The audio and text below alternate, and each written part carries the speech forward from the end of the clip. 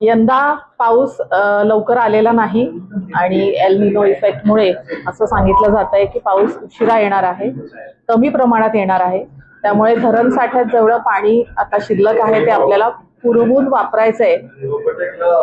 त्या अनुषंगाने पुणे महानगरपालिकेने सोमवारपासून 1 दिवसाआड पाणी कपातीचा निर्णय घेतलाय.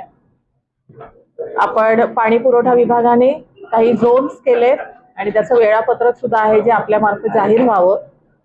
प्रत्येक एरियामध्ये 1 दिवसाआड पाणी पुरवलं जाईल आणि 1 दिवसाचा कपात असेल त्याच्या दुसऱ्या दिवशी म्हणजे तिसऱ्या दिवशी पुन्हा त्या एरियामध्ये पाणी व्यवस्थित आणि चांगल्या प्रमाणात पुरवण्याची जबाबदारी पण आम्ही घेतो.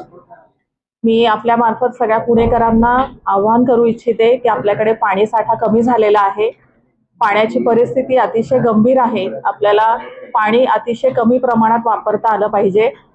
पाण्याचा वापर आणि पाणी वाया जाऊ नये यासाठी कटाक्षाने आपल्याला काही उपाययोजना कराव्या लागतील.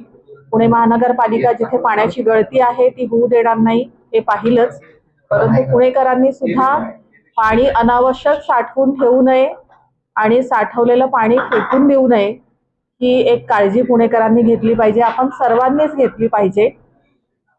जिथे कार वॉशिंग सेंटर्स आहेत तिथलं पाणी आपण बंद करतोय, स्विमिंग टँक्स बंद करतोय आणि कन्स्ट्रक्शन जे साईट्स आहेत त्यांना आपण पाणी देणार नाही.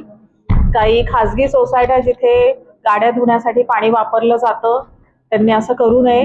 गाडी धुण्यासाठी पाणी थेट वापरू नये आणि जिथे ज्या काही सूचना दिलेत, नियम घालून दिलेत त्याचं उल्लंघन केलं असं लक्षात येईल त्यावेळेला आपल्याला काही कारवाई करावी लागेल.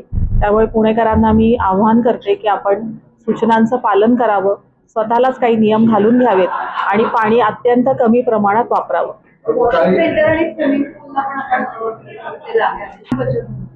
ते बघावं लागेल आपल्याला किती पाणी बचत होईल ते आपल्याला आता सांगता येणार नाही. पण आपण एकूणच पुणे शहरासाठी जेव्हा इरिगेशन कडनं पाणी घेतो तेव्हा ते 1550 MLD डेली घेत होतो, त्याच ह्या सगळ्या गोष्टी येत होत्या. पण आता जेव्हा आपण पाणी कपातीचा निर्णय घेतलाय तर त्यावेळेला त्याच्यामध्ये 400 MLD पाणी हे कमी होत आहे, म्हणजे कमी वापर होईल. याचाच अर्थ असा होतो की आपण साधारण 20 ऑगस्ट पर्यंत हे पाणी पुरवू शकू. एकूणच आता जो अंदाज आहे त्यावरून मी सांगते. काही भागात अगोदरच पाणी कमी आहे, काही भागात जिथे दिवसाआड पाणी आधीपासूनच आहे तिथे पुन्हा वेगळा पाणी कपातीचा निर्णय घेतलेला नाही, ते तसंच आहे शेड्यूल.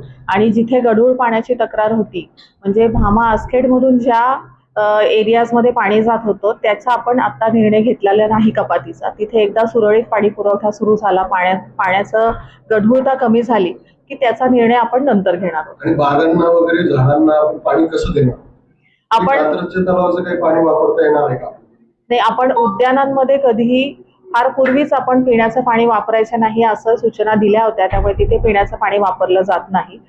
जे काही आपल्या STP प्लांट्स मधनं येतं पाणी त्याचा आपण वापर करून उद्यानांमध्ये पाणी देतो आपण झाडे. ते आपल्याला वॉशिंग सेंटर आपण कात्रजच्या तलावाचं पाणी का वापरतो? कात्रजचं तलावाचं पाणी का कात्रजच्या तलावाचं पाणी का वापरतो? आपण झाडांसाठी डिसिल्टिंग सुरू आहे ना, तिथे डिसिल्टिंगचा प्रोसेस सुरू आहे. गाळ काढायचं, गाळ काढायचं. किती दिवसाचा निर्णय असेल? पाऊस चांगला पडेपर्यंत आपल्याला हा निर्णय असाच कायम ठेवावा लागेल.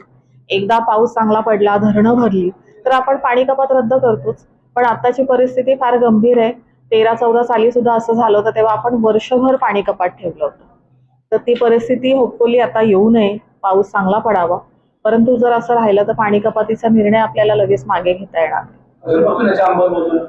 सोमवारपासून पण सगळ्या अधिकाऱ्यांना सूचना दिलेल्या आहेत. सगळे SI DSI पाणी पुरवठ्याचे अधिकारी हे आपापल्या भागामध्ये पाहतील. जिथे पाण्याची गळती होतीये तिथे त्यांच्यावरती कारवाई केली जाईल. आधी नोटीस देऊ आपण, लगेचच कारवाई होणार नाही.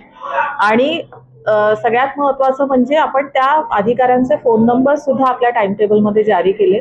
ज्यांना कोणाला पाण्याची अडचण असेल त्यांनी त्या अधिकाऱ्यांना फोन करण्याला काहीच हरकत नाही. आणि मी पुणेकरांनाही आवाहन करते, जिथे तुम्हाला पाण्याची गळती दिसून येत असेल त्यांनी लगेचच PMC ला कळवावं. असं कधी कडक कारवाई करण्याची आवश्यकता पडलीच नाही. पुणेकर सुजाण नागरिक आहेत, त्यांनी कधी पाणी वाया घालवलेलं नाही, अशी परिस्थिती येईल असं मला वाटत. काही बरेच असतो त्या भावाला पाणी दिलं जाते, त्याच्यावर काय महापालिकेत टँकर धारकांना म्हणजे टँकरचे जे ओनर्स आहेत, टँकर मालक आहेत, त्यांना मी असं आवाहन करते की आपण कृपया पाण्याचे भाव वाढवून पुणेकरांना पाणी देऊ नये. जो काही रेट आधीचा आहे तोच द्यावा आणि पाण्यासाठी कोणाची अडवणूक करू नये. असं केलं तर महापालिकेत काय action? आपण त्या वेळेला निर्णय घेऊ.